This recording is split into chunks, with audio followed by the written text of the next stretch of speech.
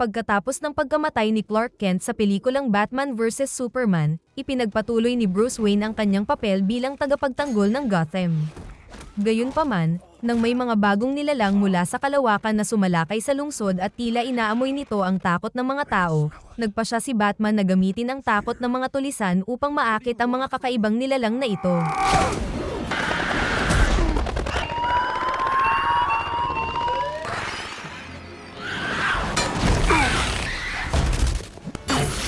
Biglang may kumislap sa katawan ng Parademons at ito'y sumabog, nag-iwan ng marka ng 3 cube sa pader.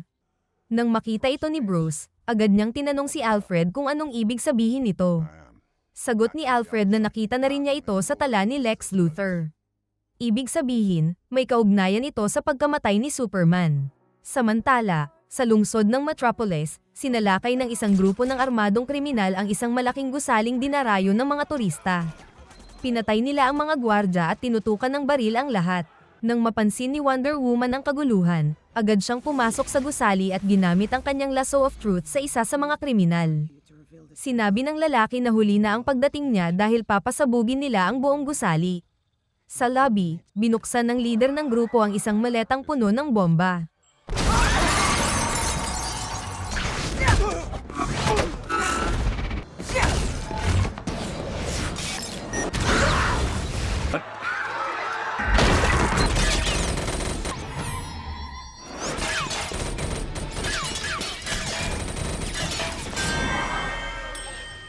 What are you? A believer. Sa malayong hilaga, narinig ni Bruce ang mga ulat tungkol sa isang lalaking kayang makipag-usap sa mga isda at tumutulong sa mga mamamayan laban sa gutom. Dahil kailangan niya ng mga mandirigma para sa darating na digmaan, nag-alok siya ng $25,000 sa mga taga-nayon kapalit ng pagkakataong makausap ang mandirigmang ito. Ngunit nagkunwari silang wala silang alam. Isang residente ang umubo at yumuko. Ipinakita ang mga guhit sa pader kung saan makikita ang isa sa mga protektadong cube sa ilalim ng dagat. Nang makita ito ni Bruce, nag-alok siya ng $30,000 kapalit ng impormasyon tungkol sa mga cube ngunit pinalayas siya ng isa sa mga taga-nayon. Gayunpaman, alam na ni Bruce na ang lalaking iyon ay si Aquaman, kaya't sinubukan niyang akitin ito sa pagtatanong tungkol sa Atlantis. Sa puntong iyon, napagtanto ni Aquaman na hindi siya basta-basta kausap at nagpa siya siyang makinig. Matapos marinig ang buong kwento, tinanggihan ni Aquaman ang alok, sinabing gusto niyang mapag-isa at mas mahusay siyang mag-isa. Hinubad niya ang kanyang damit at lumusong sa dagat. Habang bumabalik si Batman sa kanyang base matapos mabigong makuha si Aquaman ay kinausap niya si Alfred tungkol sa kung ano ang maaaring ibig sabihin ng mga cube. Ngunit dahil wala silang sapat na impormasyon, ang tanging magagawa lang ni Bruce ay ipagpatuloy ang pagbuo ng mga metahumans. Dahil dito, sinuri ni Alfred ang mga list of threat ni Lex Luthor at natagpuan ang 2 kabataang lalaki. Ang una ay si Barry Allen, isang binatang walang kamag-anak o permanenteng tirahan ngunit madalas bumisita sa kanyang amang nakakulong dahil sa paratang na siya ang pumatay sa kanyang asawa noong bata pa si Barry.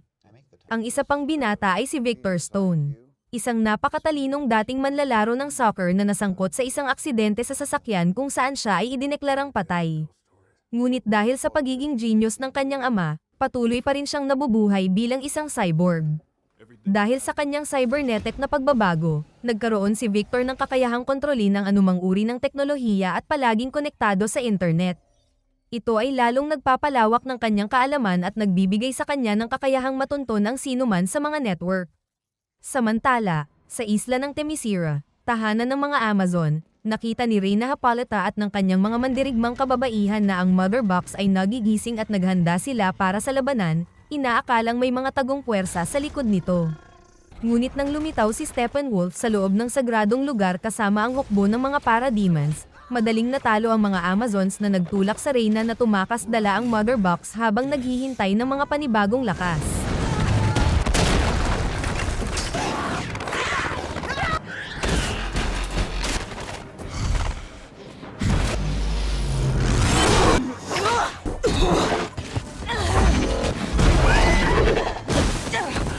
After the unity, you will join my legion, and you will know the righteousness of power. Pagkaalis ng kalaban, nagpa siya si Hippolyta na sindihan ang sinaunang apoy ng babala. Isa sa kanyang mga kasama ang nagsabi na mahigit 5,000 taon na ang nakalipas mula nang huli itong gawin, at hindi ito mauunawaan ng mga tao. Ngunit tugon ng Reyna, hindi niya layong balaan ang mga tao kundi si Diana. Nagtungo siya sa sentro ng Temisira at pinakawalan ng isang palasong may apoy. Nagsimula ang isang malaking apoy at naibalita ito sa telebisyon. Sa kanyang trabaho, napanood ni Diana ang balita at nang mapagtanto niyang ito ay palatandaan na sinalakay ang Temisira ay agad siyang nagtungo sa Batcave upang isalaysay ang mga pangyayari at humingi ng tulong kay Bruce. Ayon kay Diana, si Steppenwolf ay isa sa pinakamalalakas na mandirigma ni Darkseid na layong pagsamahin ang 3 mother boxes upang baguhin ang Earth at gawin itong katulad ng kanyang planetang pinagmulan na hindi na kayang tirhan ng mga tao. Ikinwento ni Wonder Woman kung paano, libu-libong taon na ang nakalipas nang sinubukang sakupin ni Steppenwolf ang mundo gamit ang Mother Box. Ngunit nagtulungan ang mga tao, Atlantes, at ang mga Amazon upang labanan ang kasamaan. Natalo ang hukbo ni Steppenwolf at napilitang umatras. Matapos ang tagumpay, pinaghiwa-hiwalay ang 3 Mother Box at ipinagkatiwala ang bawat isa sa iba't ibang grupo upang maiwasan ang pagkakaroon ng labis na kapangyarihan kapag pinagsama ang mga ito. Kaya ang isa sa mga kahon ay ibinigay sa mga Amazon at itinago sa Temisira. Ang isa pa ay ibinigay sa mga taga-Atlantes na siyang nagpanatili ng proteksyon dito, at ang pangatlo ay iniwan sa mga tao. Dahil kulang sila sa kapangyarihan upang ito'y protektahan, nagpa siya silang ibaon ang bagay na ito at panatilihing lihim ang kinaroroonan nito kaya't wala ni isa mang nabubuhay ngayon ang nakakaalam kung nasaan ito. Pagkatapos ikwento ni Diana ang lahat, sa wakas ay natagpuan na ni Alfred ang pinagtataguan ni Barry Allen at inutusan si Diana na hanapin si Victor na sa katunayan ay nagtatago lamang sa likod ng mga puno at nakikinig sa kanilang usapan. Pagkatapos ng isang araw sa trabaho, umuwi si Barry at nadatnan si Bruce na nakaupo sa kanyang paboritong upuan. Hindi niya kilala ang lalaki o kung ano ang pakay nito, kaya't sinabi niyang baka nagkamali ito ng bahay at pinapaalis niya ang estranghero. Biglang inihagis ni Bruce ang isang batarang upang subukin ang kakayahan ng binata. Sa puntong ito ay napagtanto niyang si Batman ang estranghero. Nang makita ni Bruce ang bilis ng binata, sinabi niya agad na bumubuo siya ng grupo ng mga superhero. Sa sobrang tuwa, agad na pumayag si Barry kahit hindi pa niya alam kung ano ang kanilang misyon. Sumakay siya sa sasakyan ni Batman patungo sa lihim na base. Samantala, sinusuri ni Diana ang mga recording ni Victor, ngunit ayon kay Alfred, nagiging unstable ang computer tuwing ina-access nila ang mga file. Biglang nag-blackout ang screen at may boses na nagsimulang magsalita. Tinatanong si Diana kung bakit siya hinahanap ni Bruce at inamin na kilala rin niya ang tunay na pagkatao ng dalawa.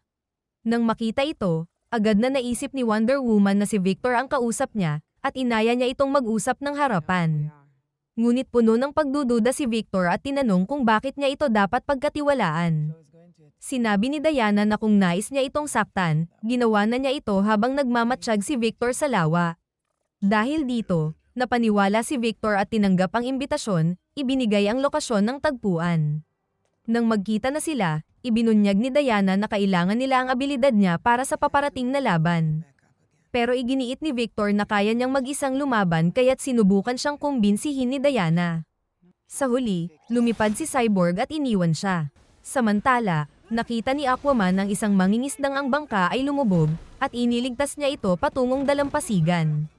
Ngunit nang makarating sila sa bar, sinabi ng mangingisda na may mga halimaw na bumagsak mula sa langit at pinalubog ang kanyang bangka hanggang sa kailaliman ng dagat.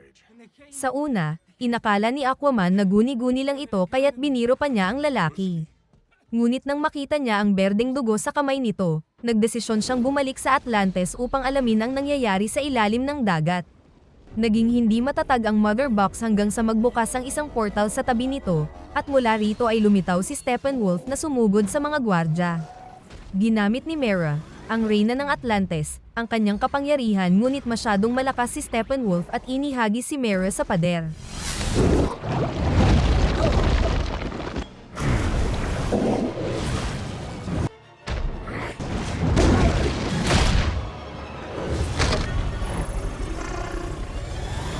nilapitan ni Mera si Aquaman at ipinaalala na bilang hari ng Atlantis ay tungkulin ni Aquaman na sundan ang mananakop sa ibabaw ng lupa at pigilan itong tapusin ang kanyang balak.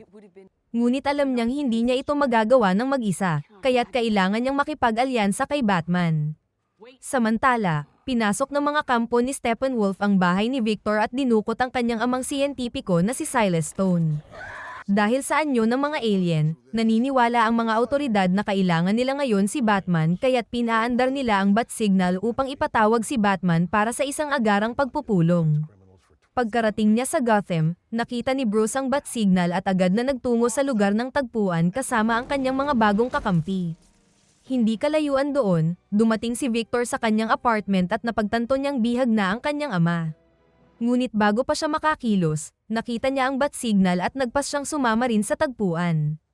Pagdating niya, nadatnan niya sina Diana na nagpapaliwanag tungkol sa mga parademons habang si Batman ay sinusubukang matunton ang mga bihag sa tulong ni Alfred.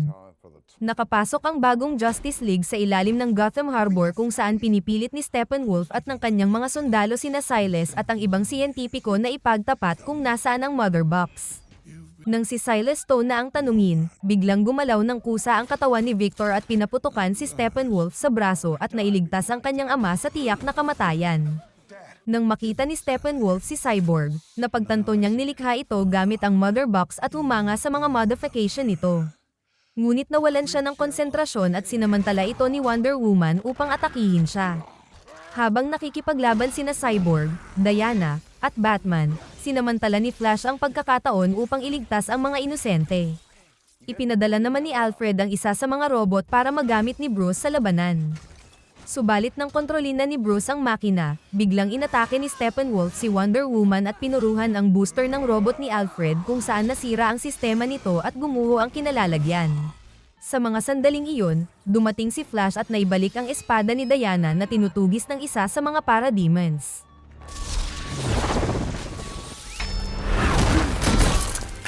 Nang makita ni Steppenwolf ang kanilang pinagsamang puwersa, sinabi niyang mahihina ang mga ito at nagsasayang lamang ng oras kaya't nag-teleport siya paalis at iniwang nalunod ang mga mandirigma. Subalit, kasabay ng pagdating ng rumaragasang tubig ay siya namang pagdating ni Aquaman upang pigilan ang pag-agos at binigyan si Cyborg ng sapat na oras upang mailigtas ang lahat.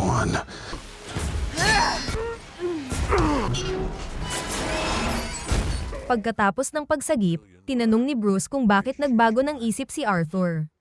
Ibinunyag ni Arthur na nakuha ni Steppenwolf ang kahon mula sa Atlantis. Kaya ang natitira na lamang ay ang kahon na iniwan sa mga tao. Dumating si Cyborg dala ang Mother Box at ipinaliwanag na natagpuan ito ng mga Briton noong World War I. Dahil hindi nila maipaliwanag ang pinagmulan nito, itinago nila ito hanggang sa ito ay muling gumana nang matalo si Superman. Dahil sa pagkamausisa, ipinadala ng mga siyentipikong Briton ang kahon sa laboratorio ni Silas Stone na siyang nagsagawa ng pananaliksik at natuklasang isa itong perpetual energy matrix na maaaring bumuhay o pumatay. Nang maaksidente si Victor, ginamit ni Silas ang kapangyarihan ng Mother Box upang muling buuin ang katawan ng kanyang anak, pinahusay ang bawat selula, at ginawang sobrang makapangyarihan. Nang malaman ni Bruce ang kakayahan ng Mother Box na bumuhay, iminungkahi niyang gamitin ito upang buhayin muli si Superman. Ngunit tinutulan agad ito ni Diana dahil para sa kanya, ito ay isang kabaliwan.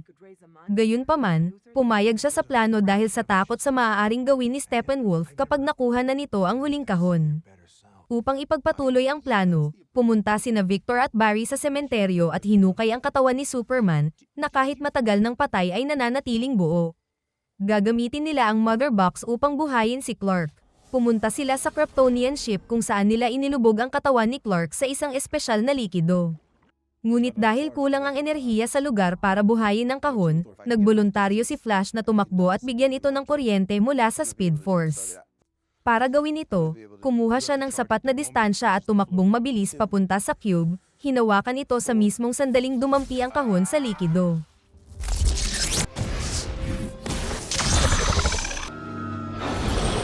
Sa pagkaka-energize ng kahon, nagising si Superman mula sa kanyang walang hanggang pagkakatulog.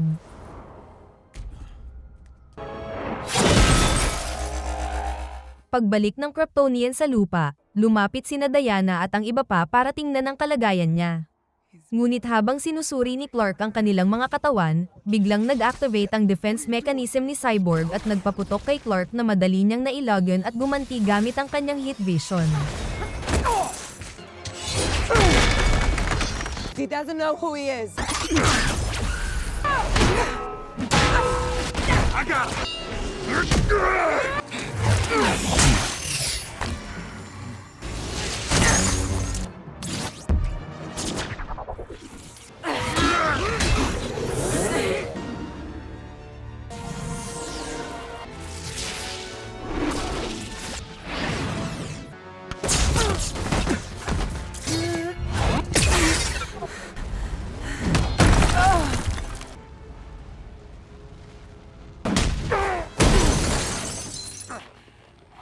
Tell me, do you bleed?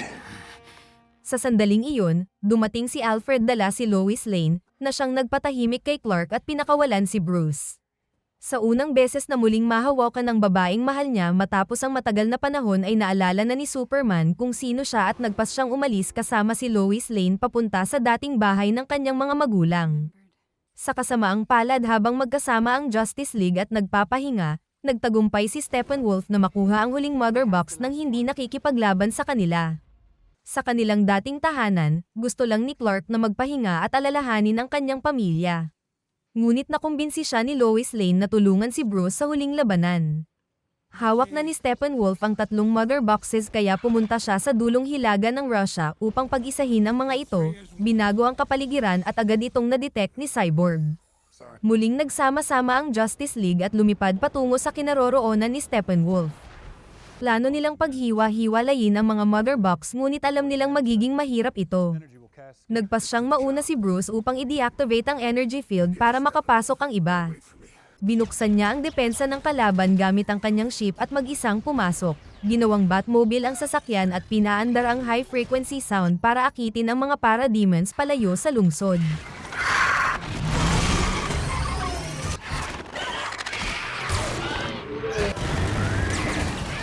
Ngunit hindi ito masyadong naging epektibo at nahabol siya ng mga parademons at madaling winasak ang kanyang sasakyan. Sinamantala ng liga ang binuksang daan ni Bruce at pumasok sa lungsod upang tulungan siya. We would have left you.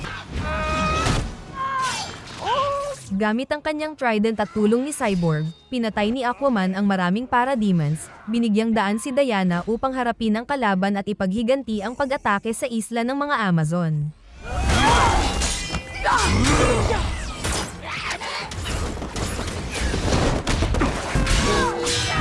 Habang abala si Steppenwolf, dinala ni Flash si Cyborg sa Mother Box habang pinupuksa ang mga papalapit na parademons, binibigyan si Victor ng oras upang subukang paghiwalayin ang mga cube.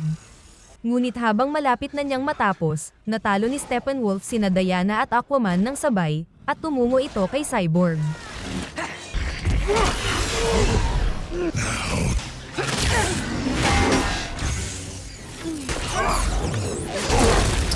Nilapitan ni Steppenwolf si Cyborg at sinabing hindi siya karapat-dapat humawak ng kahon habang itinusok ang kanyang sandata sa balikat ni Victor. Power is the only law! Sa sandaling iyon, nagsimulang maglaho ang pag-asa ng lahat habang sinasabi ni Steppenwolf na sila'y mahihina. Subalit biglang lumitaw si Superman sa kanyang likuran at sinabing ang pag-asa ay walang hanggan.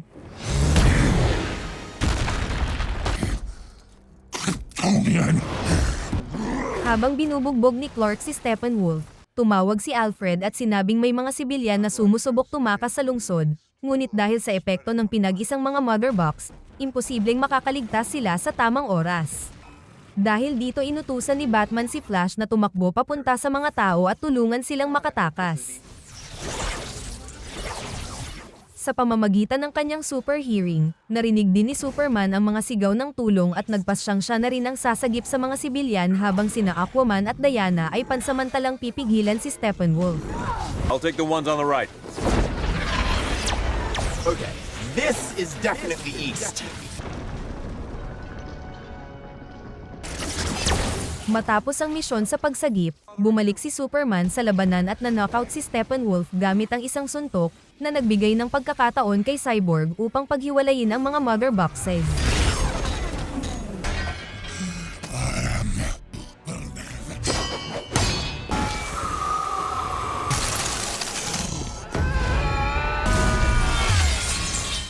Sa harap ng nalalapit na pagkatalo, nagsimulang makaramdam ng takot si Steppenwolf, kaya't naamoy ito ng mga parademons.